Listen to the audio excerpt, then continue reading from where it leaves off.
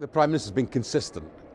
When he set out the roadmap back on the 22nd of February, at phase 1, 2, 3, each phase had a 4-week plus one, if you remember, 5-week interval deliberately, because we can then look at what the virus is doing, how it's behaving as we unlock. We have to proceed with caution.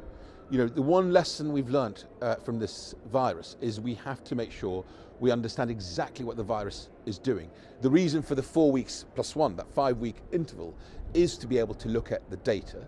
As I said, we've had a big opening on the 17th of May.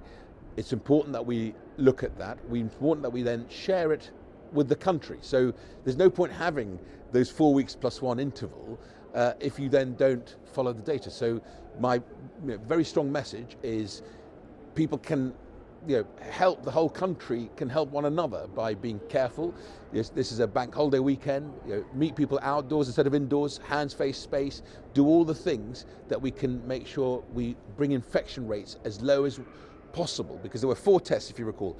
Vaccinate at scale, vaccines continue to work, big tick, but infection rates is really important because you've got to suppress those so that you don't get younger people, for example, having to go into hospital and take up those important beds that the NHS needs for all other treatments. And then the virus of concern, the variants of concern that the mutations can cause. So those 4 tests need to be met before we get to step 4. Caution, but we'll share that data on the 14th of June.